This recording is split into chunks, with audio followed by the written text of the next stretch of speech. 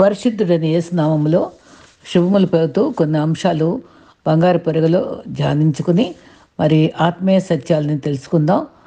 ఇద్దరి జీవితాల్లో మనం నేర్చుకోదగిన అనుభవాల్ని తెలుసుకుందాం. ప్రతి అనుభవం జీవితంలో ఏదో ఒక చోట ఉపయోగపడుతుంది. ఎందుకంటే ఏ అనుభవం కూడా ఎక్కడో ఒక చోట కష్టం అనుభవిస్తూనే వస్తుంది. మనం ఇతరులకు స్ఫూర్తినిచ్చేలా ప్రయోజనకరంగా జీవించాలి. వారి నిరాశతో కృంగుటకు మనం కారణం కాకూడదు. తప్పు చేస్తే పశ్చాత్తాపపట్ట ఉత్తమము. అలా తప్పు చేసి పశ్చాత్తాపపట్ట కంటే తప్పు చేయకుండా జాగ్రత్త పడ్డ మనిషి నిజమైన కర్తవ్యంగా భావించాలి. ఒకరికంటే మరొకరి యోగ్యులుగా ఎంచుకొని నిన్ను వలె నీ పొరుగువాన్ని ప్రేమించాలని బైబిల్ చెప్తుంది కదా. ఎవడికంటే ఎవడికంటేనో నువ్వు గొప్పగా ఆధిపత్యం వహించగల తపన తగదు. నువ్వు గతం కంటే మెరుగ్గా ఉంటే అది దేవుని దయ అని సరిపెట్టుకొని థ్యాంక్ఫుల్గా కృతజ్ఞతతో జీవించాలి. ఆశ కలిగినంత మాత్రాన అవకాశాలు సులువుగా రావు. దేవుని బలిష్టమైన చేతి కింద దీన మనసు కలిగినట ఉత్తమ లక్షణం. జీవితంలో మంచి మార్పులు పరిమాణాలు మరి దేవుని చిత్తంలో తగిన సమయంలోనే జరుగుతాయి. చెడు మాత్రం రెక్కల గుర్రం వల్లే పరుగులు పెడుతుంది. ప్రతి వ్యక్తి మరి ఏవేవో కొత్త విషయాలు నేర్చుకోవాలనుకుంటాడు, ఏదేదో తెలుసుకోవాల్స్తాడు. తెలుసుకోవాల్సినది పవిత్రంగా నీతిగా జీవించడమే, నిజం పలకటం, ఇవన్నీ దేవునికి సదా ధ్యానించడం వల్ల కలిగే స్ఫూర్తి ఆధారం. అందువల్లే సాధ్యమని మనం తప్పక తెలుసుకోవాలి. మంచి క్షణం వస్తుందని కాలం వృధా చేయరాదు. ఉన్న క్షణాన్ని మంచిగా మలుచుకోవాలి. కాలం విలువ సద్వినియోగం చేయాలి. మరి మనిషిలో లోపాలను సరిచేయటం తేలికే కానీ మనసులో తగిన లోపాలు కేవలము యేసు రక్తంలో కడుగబడిన అనుభవం రక్షణ స్థిరతలోనే సాధ్యం కాగలదు. మరి హృదయం అన్నిటికంటే మోసకరమైంది. దాన్ని దేవుడే గ్రహించగలడు, మానవుల వశం కాదని తెలుసుకోవాలి. అయితే మరి ఈ దినాన్న దేవుని దగ్గర నుంచి సూపర్ ఫాస్ట్గా మరి మంచి విషయాలు ప్లెజెంట్గా జరిగే దీవెనలు మనకు కావాలని అద్భుతమైన సూపర్ న్యాచురల్గా అద్భుతాలు జరిగితే చూడాలని చూస్తాం. కానీ దేవుడు అలాగే చేస్తాడు. మనకి చాలా బైబిల్ సంఘటనలు మనకి అది ఉపయోగపడతాయి. అనుకోని రీతిగా దేవుడు సర్ప్రైజెస్ ఇస్తాడు. మరి నిజంగానే కొన్నిసార్లు మరి నోవా టైంలో, సొదొమ టైంలో నినివే పట్ల మరి ఉగ్రత వచ్చేటప్పుడు ముందే హెచ్చరించాడు. ఆహ్లాదకరమైన సర్ప్రైజెస్ కూడా 5 రొట్టెలు 2 చిన్న చేపల దగ్గర మనం చూసాం. మరి రాత్రంతా శ్రమ పడిన స్థలంలో చేపలు రాశిగా మరి మరి విస్తారమైన చేపలు పట్టడం అద్భుతంగా చూసాం. తర్వాత ఒక చిన్న ఉదాహరణ ఒక భక్తుడు చెప్తే విన్నాను. మరి బోట్లు తయారు చేసి అదే రిపేర్ చేసే పనిలో ఒక ఫిషర్మెన్ ఉండేవాడట, యజమాని కూడా ఉండేవాడట. అయితే వాటిల్లో ఒక బోటుకి రంధ్రం పడిందంట, ఒక పక్కన పెట్టుందట. వాటికి రంగు వేయమని చెప్తే ఈ ఫిషర్మెన్ అది ఆ రంధ్రానికి ఏదో ఒక మరమ్మతు చేసి దాన్ని పూడించేసి చక్కగా పెయింట్ వేసేసి అక్కడ పెట్టాడట. తెల్లవారి వచ్చి మరి ఒక నెక్స్ట్ డే యజమాని వచ్చి చెక్ ఇచ్చి నువ్వు పెయింట్ వేసావు కదా అని ఇచ్చాడట. ఆ తర్వాత రోజు మళ్ళా వచ్చి కొన్ని $1,000 డబ్బులు నా చెక్ ఇచ్చాడట. ఏంటయ్యా ఇంత ఇంత చెక్ ఇచ్చేవాడిని, నన్ను ఇచ్చేసావు కదా అంటే, బాబు నువ్వు ఆ రంధ్రం ఉన్న బోటు నాకు తెలుసు. ఆ బోటు తెలియని రీతిగా మా పిల్లలు అది రైడ్ చేయడానికని సముద్రంలో తీసుకెళ్లారు. వాళ్ళ రంధ్రం పూర్తవలేదు, చనిపోతారేమో అనే భయంతో ఎంతో ఎస్కార్ట్స్ అందరినీ వెంటబెట్టి ఎంతో జాగ్రత్తలు తీసుకునే సమయంకి వాళ్ళు క్షేమంగా తిరిగి రావడం చూసి ఆశ్చర్యపడ్డాను. అంటే నువ్వు ఆ రంధ్రాన్ని సరిచేసి పెయింట్ వేసావని నేను గ్రహించాను. అవునా అంటే అవునన్నాడు. అయితే నీవు మా బిడ్డల ప్రాణం కాపాడావు, నీకు ఎంతనే ఇవ్వగలను అని చెప్పి అది ఇష్టం జరుగుతుంది. అది నిజంగా సర్ప్రైజే. నిజంగానే దేవుడు కోరుకోకుండా మనం ఆయన కొరకు ఒక ఏదైనా మంచి పని చేస్తే నిజంగా మనకి సర్ప్రైజింగ్గా ఆ యజమాని ఇచ్చేటట్టుగానే మనం తప్పకుండా చేస్తాడు. చిన్న పనైనా శ్రద్ధగా చేయడం, ప్రభువుకి ఇష్టమైనట్టు చేయడం. మరి ఒక విధంగా మరి ఎఫ్ఎస్సిలో 3:20లో 3 ముఖ్యమైన అంశాలు ఉన్నాయి. మన కార్యసాధన శక్తి చెప్పున మనం ఊహించిన దానికంటే అధికంగా చేయగల శక్తి దేవుని క్రీస్తు మూలంగా తరతరాలకి మహిమ కలగాలి. ఇక్కడ 3 విషయాలు ఉన్నాయి. ఊహించలేని విధంగా చేస్తారు ఆయన. రెండవది కార్యసాధన శక్తి సామర్థ్యం ఆయన గురించి మనం తెలుసుకోవాలి. మూడవది ఆయన కృప గొప్పది. నాలుగవది ఆయన మహింపరచటం. ఈ అనుభవాలు అన్నీ మన హృదయాల్లో ఉండాలి. తెలియకుండానే మనకి ఊహించకుండా అద్భుతమైన ఊహించలేని మేలులతో నింపిన యేసయ్య నీకే వందనం పాడుకుంటున్నా ఊహించలేని మనకు జరుగుతూ ఉంటాయి. అయితే ఎలీషా శిష్యులు మ్రాను నరికితేమా పెద్ద ఇల్లు కట్టమా అని అడుగుతారు. ఆయన అడగలేదు. ఆళ్ళే మా సమయస్ఫూర్తిగా కట్టమా అని అడిగారు. అది దేవుని కొరకు చేసే పని. తర్వాత నెహెమ్యా మరి ఎంతగా పూనుకొని చేయడానికి ఆయనెవరూ చెప్పలా. నేను చేస్తానని ముందుకొచ్చాడు. అది దేవుని కొరకు చేసే పని. ఇది మనం దేవుని కొరకు ఏదన్నా సరే మంచి చేస్తే ఆయన వదిలిపెట్టడు. ఆయన దేవుని యొక్క సామర్థ్యాన్ని ఎరుగగా ఉండాలి. ఆయన చెప్పకుండా చేస్తే దీవిస్తాడని నమ్మాలి. ఆ రకంగా మనం దీవించే దేవుడు. ఆయన మరి నిజంగానే ఈ అనుభవాలు మనం గుర్తుపెట్టుకుందాం. అర్హత లేని వారికి ఇచ్చేదే కృప కదా.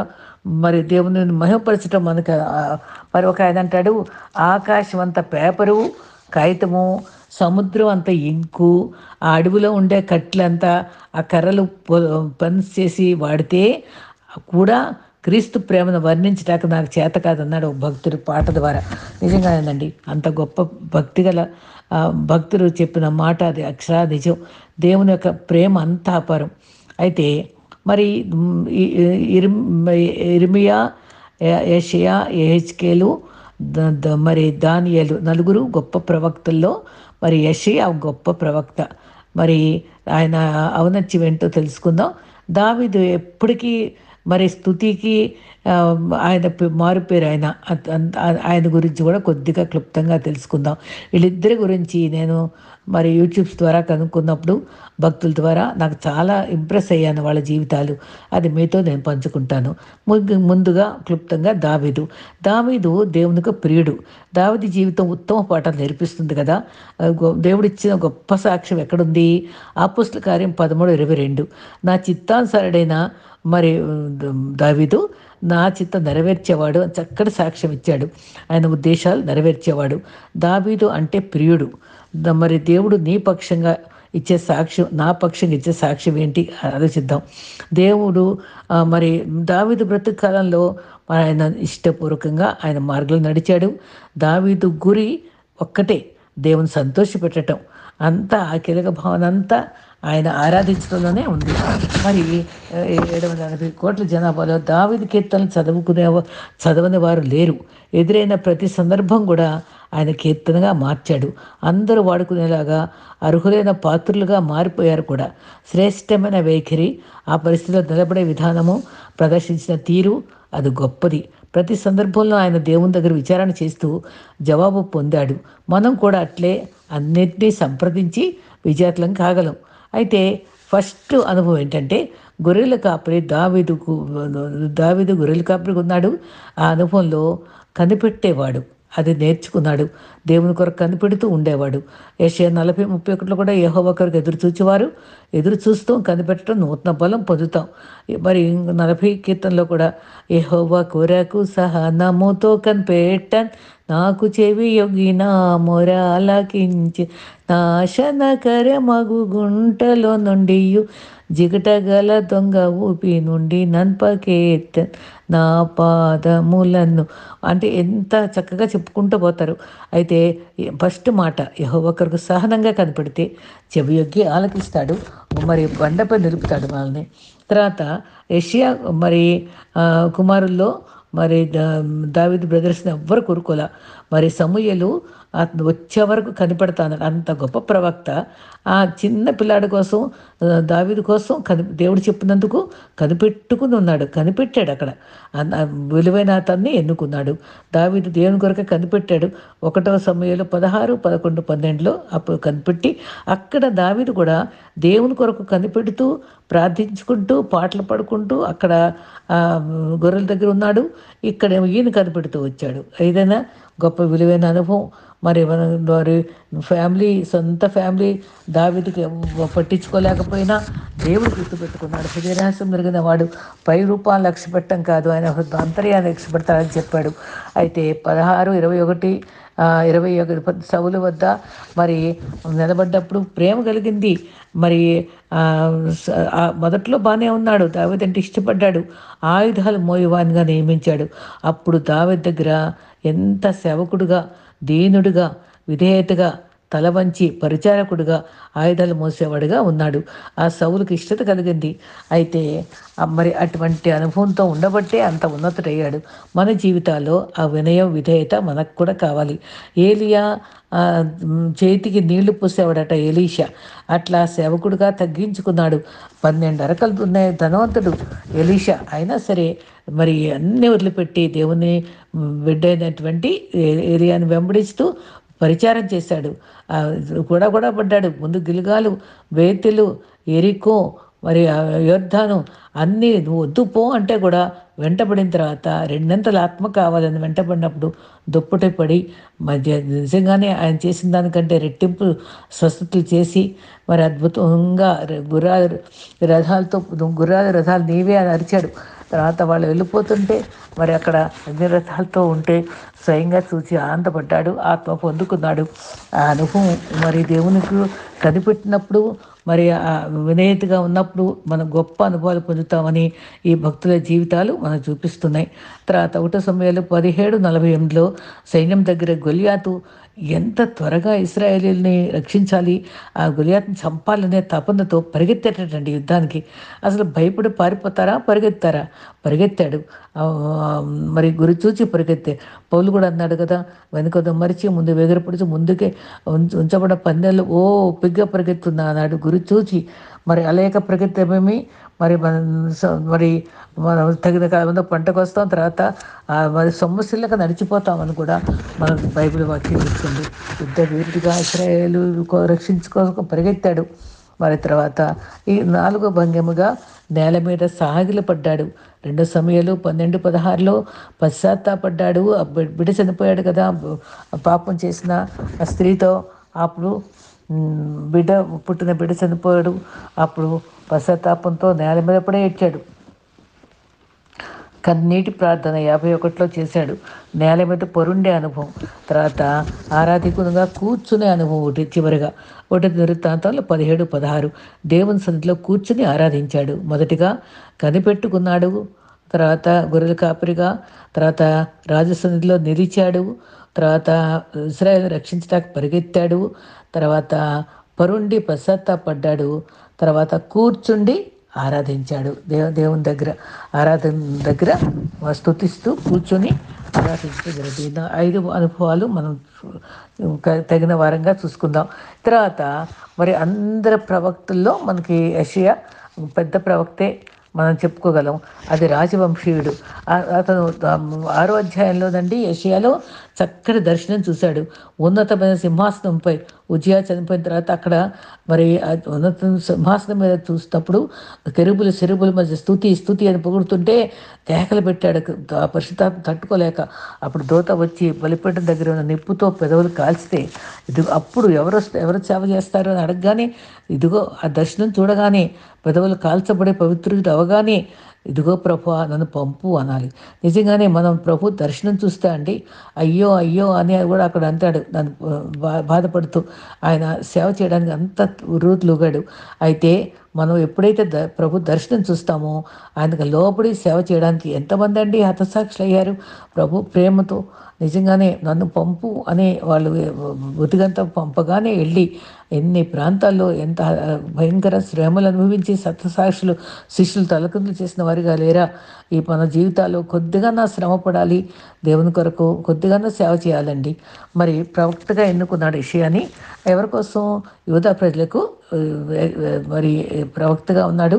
ఆయన యూదా ప్రజలందరికీ ఎంత వివరంగా దేవుని మాటలు చెప్పినా వాళ్ళు అసలు లెక్కే చేయలేదు, ఆయన పట్టించుకోలేదు, ఎంతో బాధపడ్డాడు. యెషయా మరి ఆయన దగ్గర పాఠాల్లో ఎంతో గొప్పగా నేర్చుకోగలం. అందరి హృదయాలు ఎరిగిన వాడు దేవుడే. ఇక్కడ యెషయాలో 66 అధ్యాయాలు, దీనికి చాలా చక్కటి మాటలు ఉన్నాయి. 4 సువార్తల్లో మరి ఉన్న విషయాలన్నీ కూడా యెషయాలో దేవుడు 750 సంవత్సరాల ముందే క్రీస్తు గురించి రాయించేశాడు. అది అందుకనే దీన్ని ఏమంటారు తెలుసా? పాత నిబంధనలోని సువార్తట. మళ్ళీ చెప్తాను. ఇది పాత నిబంధనలోని సువార్త, మరి యెషయా గ్రంథం. 66 అధ్యాయాలు, 66 పుస్తకాలు ఉన్నాయి కదండి. Old testament 39, new testament 27. అది నిజంగానే అన్ని వివరాలు దీంట్లో ఉన్నాయి. అవి ఎలాగ వివరాలు ఉన్నాయంటే, ఆయన పుట్టుక మరణం అన్నీ చెప్తే, ఎవరికి పుడతాడు అంటే కన్యకకి పుడతాడు, ఇమ్మానుయేల్ పేరు పెడతారు, ఎక్కడ పుడతాడు, ఎందుకు పుడతాడు, పరిచర్య అనుభవాలు ఏంటి, శ్రమలు ఏంటి, మరి ఎక్కడ సమాధి చేయబడతాడు, ఎవరు సమాధిలో పెట్టబడతాడు, ఇవన్నీ చక్కగా మరి ఇన్నేళ్ల క్రితం ఎంత స్పష్టంగా, ఎంత అద్భుతంగా క్రీస్తు చరిత్ర ఎంత మరి ఆశ్చర్యకరమైందండి. అద్భుతమైన పుస్తకం. అయితే ఇది అగ్ర ప్రవక్తలో ఇప్పుడు గొప్పడు కదా. మరి మనం దాంట్లో ఎంత సూటిగా చెప్తాడంటే, నమ్ముకోవద్దు, గడ్డి పువ్వుల ఎండిపోతుంది, మనం తలంచేది అవసరానికి రాదు, అతిశయించద్దు, నీతి న్యాయం అనుసరించి దేవునికి ఆధారంగా కలిగి ఉండాలి, అప్పుడు మనం బ్రతకాలి అని చెప్తారు. 26 అధ్యాయంలో ఉండే గొప్ప అనుభవాల్ని మనం జ్ఞాపకం చేసుకుందాం. నా తల్లిదండ్రులు చేయి విడిచిన దేవుడు మరొకదాన్ని చెప్పాడు, వచ్చే వరకు ఎత్తుకున్నవాడు అన్నాడు. ఇశ్రాయేలుకు బుద్ధి చెప్పడానికి ఒక 26 అధ్యాయం పూర్తిగా మళ్ళీ ఒకసారి చదువుదాం. 26 యెషయా. దాంట్లో ఎన్నో గొప్ప అనుభవాలు ఉన్నాయి. ఏం అనుభవాలు ఉంటే, మరి తీర్పు గురించి, కష్టకాలం గురించి, ఒంటరితనం గురించి, వేదంలోనే ధైర్యం ఇచ్చేదిగా చాలా అభయకరమైన వాక్యాలు ఉన్నాయి. దేవునిపై ఆనుకుంటే, మరి 26లో దేవునిపై ఆధారపడే జీవితం, మరి దేవుణ్ణి ఆశ్రయించిన జీవితం, అభయం ఉంటుంది మనకి. మరి మరి భక్తులు చెప్తూ మా చిన్నప్పుడు మరి మరి అమ్మగారు 17 సంవత్సరాలు చనిపోయారనుకోండి. ఆ భక్తునికి ఆ మొదటి రోజుల్లోనంట, ఆ పొద్దున్న లేవగానే అభయం అభయం అభయం ఎప్పుడు ఆనంద, ఆ పాటలో దేవుడే నాకు ఆశ్రయంబు దివ్యమైన దుర్గము, ఆశ్రయము దుర్గము అని చిన్నప్పుడు ఎంతో చక్కగా పాడుకున్నాం. నిజంగానండి, ఆయనకి ఆశ్రయము దుర్గం, అప్పుడు ఇప్పుడు కూడా ఎప్పటికి ఆశ్రయమే, ఎప్పుడు మనకి దుర్గంగానే ఉన్నాడు. ఆయన ఆనుకుంటే, ఆశ్రయిస్తే ఎదురులేని జీవితం, కృంగిపోని జీవితం, బలహీనపడని జీవితం, వాడిపోని జీవితం, నిరాశ రాని జీవితం. అంతకంతకు దావీదు వర్ధిల్లాడు, సౌలు అంతకంతకు నేరసిల్లాడు. మనం వర్ధిల్లాలంటే దేవుని ఆనుకుని జీవించాలి. జరగవలసింది జరగక మాందు, కానీ ఒక్కసారి మా అనుకుంది జరగకపోతే నీరసం వచ్చేస్తుంది. అయితే 26 అధ్యాయంలో 5 విషయాలు ఉన్నాయి. దేవునిపై ఆధారపడి జీవించే ఆత్మీయ పాఠాలు ఉన్నాయి. 26:3లో ఎవరి మనసు నీ మీద ఆనుకుంటుందో పూర్ణ శాంతి గలవానిగా చేస్తాయి. ఎన్నోసార్లు ఈ వాక్యం చెప్పుకున్నాం. ఎవరి మీద ఆనుకుంటుంది? యోహాను మరి దేవుని రొమ్ముపై ఆనుకున్నాడు. ఎంత గొప్ప మరి ప్రకటన గ్రంథం రాయగలిగిన ఔన్నత్యాన్ని పొందాడండి. ప్రేమ గురించి ఎంత చక్కటి అధ్యాయం రాశాడండి. అంత గొప్ప మరి దేవుడు ప్రేమించిన శిష్యుడు అన్నారు. 26:3లో ఆయన మీద ఆనుకుంటే మరి అది మరి మన ఏదైనా ప్రసంగికులు చెప్పినప్పుడు అండి, మన కళ్ళు విప్పి చూడాలి, మనసు పెట్టి వినాలి, మరి చేతితో రాసుకోవాలి. ఎలా ఉంటే ఎవరు ఆనుకొని జీవించే జీవితంలో శ్రద్ధ కలిగి ఉంటాం, తపన కలిగి ఉంటాం. దేవుని సందేశాల పట్ల దేవునిపై ఆనుకోవాలి. మొదటిగా కనిపెట్టాలన్నమాట. దేవుని వాక్యంలో దేవునిపై ఆనుకోవాలి, దేవుని మీద కనిపెట్టాలి. తర్వాత దేవునిని ఆశ్రయించాలి. నాలుగోది దేవుని స్మరించాలి. తర్వాత దేవునికి మొరపెట్టాలి. మళ్ళీ చెప్తా 5 విషయాలు. ఇది మళ్ళీ కొంచెం వివరంగా చెప్పుకుందాం. దేవుని మరి ఆనుకోవడం, దేవుని యొద్ద కనిపెట్టడం, దేవునిని ఆశ్రయించటం, దేవునిని స్మరించటం, దేవునికి మొరపెట్టడం. ఈ 5 అనుభవాలు మనం జ్ఞాపకం ఉంచుకొని ఆయన వైపు చూద్దాం. మరి ధనాన్ని నమ్ముకునేవాడు మరి గొప్ప ధనవంతుడి దగ్గరికి వచ్చినప్పుడు అన్నీ ఇంకా కొట్లు కట్టిస్తానని చెప్పిన అతను ఏమంటాడు? తినుము త్రాగుము సుఖించు అంటాడు. అప్పుడు ఆ బలవంతా నమ్ముకుంటే ఏమైపోయాడు? నశించిపోయాడు. కాబట్టి నిత్య ఆశ్రయ దుర్గమైన క్రీస్తుని ఆశ్రయించాలి. నిత్య ఆశ్రయ దుర్గమైన క్రీస్తు మనకున్నాడు. మంటి నుంచి మింటికి మనల్ని నిలబెట్టే దేవుడు, ఆనుకునే అనుభవాలు మనకు కావాలి. క్లుప్తంగా ముగించుకుందాం. రాత్రంతా యాకోబు స్మరించాడు, ఆయన్ని ధ్యానిస్తూనే ఉన్నాడు. అందుకని తన పేరు కూడా మార్చేశాడు. ప్రభు ఇశ్రాయేలుగా మార్చేశాడు యాకోబుని, మోసగాడు గురించి. ఇశ్రాయేల్ చివరిగా 26 యెషయా 16-17లో దేవునికి మొర్రపెట్టడం, గర్భవేదన పొందిన స్త్రీ ఎంత మొరపెడుతుందో అంత భారంతో, రేయి మొదటి జామున నువ్వు నీ బిడ్డల కోసం మొర్రపెట్టు అని కూడా. మొర్ర అంటే ప్రార్థనకు పరికాష్ట. అంతగా మొరపెట్టి ప్రభు వైపు మనం తిరిగితే మనం బ్లెస్సింగ్స్ పొందుతాం. ఎందుకు మొరపెట్టాలి? నాకు కుదరదు, ఎంత టైం వేస్టు, నాకు బిజీ అట్లా అనకూడదండి. ప్రభువుకి ఆశీర్వాదాలు కావాలంటే అంతిమ విజయం మనం మరి అది నిత్యత్వంలో మరి ఒక్క ఆత్మన తీసుకెళ్లకుండా ఒట్టి చేతులతో ఎలా వెళ్ళగలమండి? ప్రభు కొరకు మనం మరి ఏదన్నా ఇక్కడ ఒక లెగసీ మనం మిగల్చాలి. ఒక మంచి జ్ఞాపకం మన కుటుంబానికి, సమాజానికి మరి దేవుని ప్లీజ్ అయ్యేటట్టుగా మరి దేవుడు తన తరం వారికి సేవ చేశాడన్నాడు. నిజంగా ఈ తరంలో మనం ఏం సేవ చేస్తున్నాం? ఎవరికి సేవ చేస్తున్నాం? ఎంత చేస్తున్నాం? ఒక్కసారి ఆలోచించుకుందాం. అయితే ప్రార్థనలు, యాచనలు, మరి రోదన చేయడం. రోదన అనే మాట ఎంత అంటే గోల పెట్టి ఏడవటం అన్నమాట రోదన అంటే. నిజముగా మొరపెట్టు వారికి ఆయన సమీపంగా ఉంటాడు. మరి ఎట్లా ఉందో ఏడ్చాడు యాకోబు, కన్నీరు విడుచు బతిమలాడేటట. అలాగా మనం చేయాలండి. కన్నీరు విడుచు మన అవసరాల కోసం బ్రతిమలాడాలంటండి. ప్లీడ్ చేయాలన్నమాట. తర్వాత మొగసిరిగా పోరాడాడు. యాకోబు కాదు, ఇశ్రాయేల్ అని ఇంత దీవెనండి ఇశ్రాయేల్ దేశంకి. యాకోబు వల్లే కదా. రోదన చేసే విషయాల్లో 5 విషయాలు ఉన్నాయండి. అయి మరి యెషయా 4:8లో యెరూషలేము చెప్తూ, యెరూషలేము వారులారా రోదన చేయండి అన్నాడు. ఇప్పుడు మనల్ని మరి ఇండియా దేశస్తులారా రోదన చేయండి అని చెప్తున్నట్టే. మనల్ని ఇక్కడ అమెరికా దేశస్తులారా, అమెరికా దేశంలో తెలుగు వారులారా, ఇండియాలో మన మన తెలుగు ప్రజలారా మీరు రోదన చేసి ప్రభువుని వేడుకోండి అని ప్రభు హెచ్చరిస్తున్నాడు. తర్వాత 31:15 యెషయాలో తల్లులారా రోదన చేయండి. తల్లులకు ప్రత్యేకమండి. ప్రభు సిలువలో కూడా మరి మీరు మీ బిడ్డల కోసం ఏడవండి అన్నాడు. మరి విలాప వాక్యాల్లో చెప్పాడు ఇర్మియా. అది ఎందుకంటే మొదటి జామున మీరు మొర్రపెట్టండి అని. మనం రోదన చేయాలి, మొర్రపెట్టాలి. యోవేలు 1:5లో మత్తుతో ఉన్న వారులారా రోదన చేయండి అంటే వాస్తవాన్ని మరిచి ఉంటే రోదన నేర్చుకోండి అన్నాడు. యోవేలు 1:11లో కాపురులకు వదిలిపెట్టలేదండి. కాపురులారా మీరు రోదన చేయండి. కాపురులు అంటే సామాన్యం కాదండి.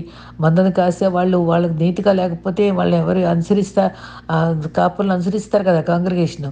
కాబట్టి రోదన చేసి మీరు ఆత్మల కోసం భారంతో ప్రార్థన చేయమని చెప్తున్నారు. యాజకులారా మీరు రోదన చేయండి 1:13లో. మనల్ని రాజులుగా యాజకులుగా చేశాడు కాబట్టి మనల్ని కూడా రాజుల కేడర్లో మనం మరి దేవుని దృష్టిలో ఉంటాం. తర్వాత మనము ధూపం వేసే వాళ్ళంగా, అనేకులకు విజ్ఞాపన చేసే వాళ్ళంగా మనం నిలబడాలి. ఈ రీతిగా ప్రభు మనకి దావీదు ఏ విధంగా 4 భంగిమల్లో దేవుని స్తుతించాడో, ఏ విధంగా ఈ యాకోబు ఏ విధ అనుభవాలు యెషయా యొక్క జీవితంలో 26వ అధ్యాయంలో మనకి ఈ అనుభవాలు ఎంతో విలువైన అనుభవాలు ఉన్నాయి. క్లుప్తంగా అది మళ్ళీ మీకు అర్థం కాకపోతే మళ్ళీ ఒకసారి వినండి. విని ఈ పాయింట్స్ గుర్తుపెట్టుకొని వీలైతే కొంచెం రాసుకొని డైరీలో మరి జీవితాంతం ధ్యానం చేసుకోగలిగితే మన జీవితాలు, నేను ఎప్పుడు డైరీలు నిండిపోతాయండి. ఇప్పుడు నేను ఇంకా రాయలేకపోతున్నా. ఇప్పుడు ఎన్ని మెసేజెస్ నా మనసులో ఉంచుకొని మళ్ళీ మళ్ళీ పదే పదే జ్ఞాపకం చేసుకోవడానికి వింటూ ఉంటాను. ప్రభు కృపలో మరి నా చిన్న జీవితంలో ఈ చిన్న పరిచర్యను ప్రభు నాకు ఇచ్చి మీతో పంచుకునే కృపనిచ్చారు. మరి మీరు కూడా ఆత్మీయంగా మేలు పొందుతున్నారని నేను మీకోసం ప్రార్థిస్తున్నాను. ప్రభు కృప మనందరితో ఉండుగాక. ఆమేన్.